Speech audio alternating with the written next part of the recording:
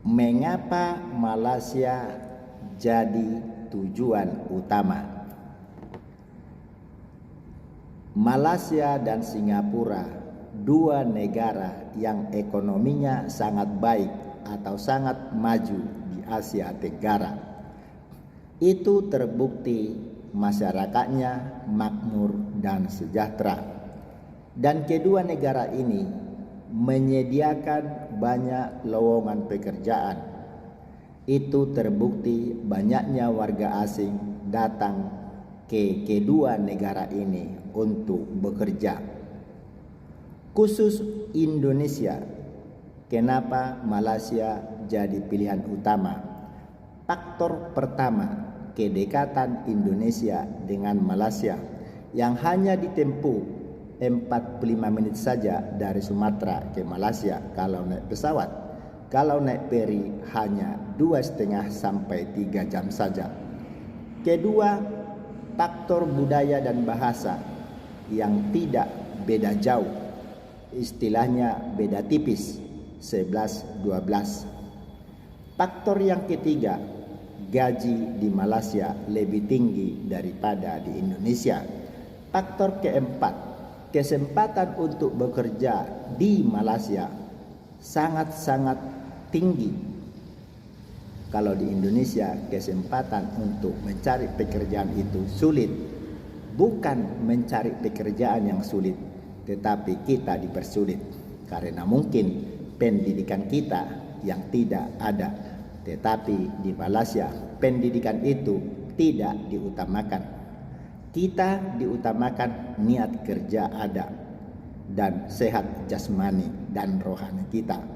Jadi itulah saudaraku kenapa Malaysia menjadi pilihan utama Indonesia untuk merantau. Karena biaya pun sangat murah ke Malaysia ini. Cukup dengan biaya 1.500 kita sudah bisa sampai di Malaysia. Persyaratannya dokumen ataupun paspor dan bisa bekerja. Kalau ke Jepang atau ke Australia, kita membutuhkan uang 10.000 ringgit atau 40 juta lebih. Kira-kira begitulah saudaraku menjawab pertanyaan di atas. Mengapa Malaysia pilihan utama? Salam.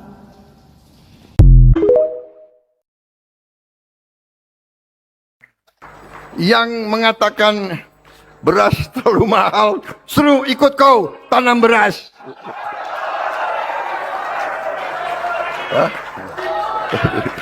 Pernyataan Prabowo ini mencerminkan cara pandang yang anti negara. Ketika rakyat mengeluhkan harga beras, mereka sebetulnya sedang meminta negara menjalankan fungsinya. Negara berdiri karena manusia tidak hidup sendiri. Ada pembagian kerja, ada petani yang menanam padi, ada buruh yang membuat pakaian, ada guru yang mengajar, ada dokter yang mengobati. Tugas negara adalah memastikan hasil dari pembagian kerja itu dapat diakses secara adil melalui kebijakan yang melindungi produsen sekaligus konsumen. Karena itu, ketika harga beras mahal, jawaban seorang presiden harusnya menjelaskan apa yang akan dilakukan pemerintah, seperti memperbaiki distribusi, menekan biaya produksi, mengawasi tata niaga, atau mengendalikan spekulasi. Bukan menyuruh rakyat menanam padi sendiri. Pernyataan Prabowo itu adalah logika pasar bebas yang ekstrim. Dalam logika pasar, jika kamu tidak mampu membeli, urus sendiri kebutuhanmu. Negara tidak ikut campur. Jadi, kalau selama ini Prabowo berkali-kali menyatakan menolak pasar bebas, itu hanya retorika. Jika setiap keluhan publik dijawab dengan anjuran agar rakyat menyelesaikan sendiri masalahnya, lalu untuk apa ada negara? Presiden bukan dipilih untuk memberi nasihat bertahan hidup. Presiden dipilih untuk memastikan kebutuhan dasar rakyat dapat dipenuhi melalui kebijakan yang berpihak pada kepentingan umum. Yang mengatakan beras terlalu mahal, suruh ikut kau tanam beras. Kalau petani beras nggak boleh dapat penghasilan yang tinggi, ya suruh mereka tanam padi sendiri itu. Suruh tanam sendiri. Wena aja. Pemerintah Malaysia memutuskan untuk menurunkan harga BBM dan membagi-bagikan uang kepada masyarakat mereka yang berusia lebih dari 18 tahun. Sebagai bentuk respons, karena masyarakat Malaysia marah, biaya hidup naik dan pajak terus diberikan kepada rakyat. Asli, keren banget sih respon pemerintah Malaysia. Jadi waktu rakyat resah, pemerintah langsung bertindak. Iya, bener banget. Jadi, pada intinya pemerintah Malaysia itu ingin meredam kemarahan publik nih. Biaya hidup di Malaysia sedang naik dan mereka juga dipajaki. Sama sih seperti rakyat Indonesia. Cuma bedanya pemerintah mereka langsung merespon kemarahan publik yang meluas tersebut. Harga kebutuhan pokok di masyarakat itu naik dan pajak barang maupun jasa itu diperluas cakupannya. Nah, rakyat Malaysia akhirnya menjerit dan akhirnya melalui Perdana Menteri Anwar, Malaysia memberikan bantuan tunai RM100 untuk orang-orang di atas 18 tahun. Dan akan ada subsidi bensin RON 95 sehingga harganya jadi RM7.600 per liternya. Ini semua berlaku kapan, Rik? Atau langsung berlaku gitu aja? Ini semua bakal berlaku di September 2025 ini. Namun Perdana Menteri Anwar itu menekankan bahwa rencana jangka panjang reformasi subsidi ini bakal terus berjalan. Artinya subsidi bensin itu mungkin aja bersifat sementara atau transisional. Ini menunjukkan bagaimana pemerintah Malaysia itu bisa langsung merespon kemarahan masyarakat. Baik, seterusnya gabungan kekayaan 50 individu terkaya di Malaysia meningkat 30% kepada $116 bilion Amerika atau sekitar 458 bilion ringgit pada 2026. Ini berbanding 90 bilion dolar atau 55.5 bilion dolar setahun sebelumnya. Didorong oleh pertumbuhan ekonomi, pengukuhan ringgit dan pasaran tawaran IPO yang kukuh, kata laporan Forbes Asia. Ini antara individu yang terkaya di Malaysia. Ini mungkin satu nama yang tidak asing lagi bagi rakyat di negara kita. Berada di tempat pertama adalah Robert Kwok. Kini berusia 102 tahun. Kekal di kedudukan teratas apabila kekayaan beliau meningkat 19% kepada hampir 14 bilion dolar Amerika, 13.6 secara spesifiknya. Dan beliau diikuti oleh Kun Poh Kiong bersama adik-beradiknya dari Press Metal Aluminium Holdings yang menyaksikan nilai bersih mereka melonjak 80% kepada 9.7 bilion dolar Amerika. Sementara itu, adik-beradik Lee Yao Cho dan Lee Yao Seng dari kumpulan IOI naik 3 anak tangga ke tempat ketiga dengan kekayaan bersih mereka 8.5 bilion dolar Amerika. Dalam satu kenyataan, Forbes Asia berkata peningkatan itu didorong oleh pertumbuhan ekonomi Malaysia sebanyak 5.2% pada 2025, pengukuhan mata wang ringgit dan pasaran IPO yang memberangsangkan. Ini adalah top 10 yang 10 yang terakhir seperti yang kita lihat di sini. Adik-beradik Teh berada di tempat keempat, Lee Tiam Wah di tempat ke-6 dan Syekh Mukhtar Al-Bukhari berada di tempat ke-10 dengan jumlah kekayaan 3.5 bilion dolar Amerika. Seramai 41 individu dalam senarai ini juga mencatatkan peningkatan kekayaan tahun ini, termasuk pengasas dan ketua pegawai eksekutif 99 Speedmart Retail Holdings Lee Tiam Wah yang disebut sebentar tadi di kedudukan ke-6 yang menyaksikan kekayaannya hampir berganda kepada 6.7 bilion dolar Amerika. Terdapat 2 nama baru dalam senarai tahun ini, iaitu pengasas bersama dan pengarah urusan Eco Shop Marketing Lee Kawat yang membuat penampilan sulung di tangga ke-18 dengan kekayaan bersih 1.5 bilion dolar. Keluarga Tiong berada di kedudukan ke-42 dengan kekayaan 655 juta dolar.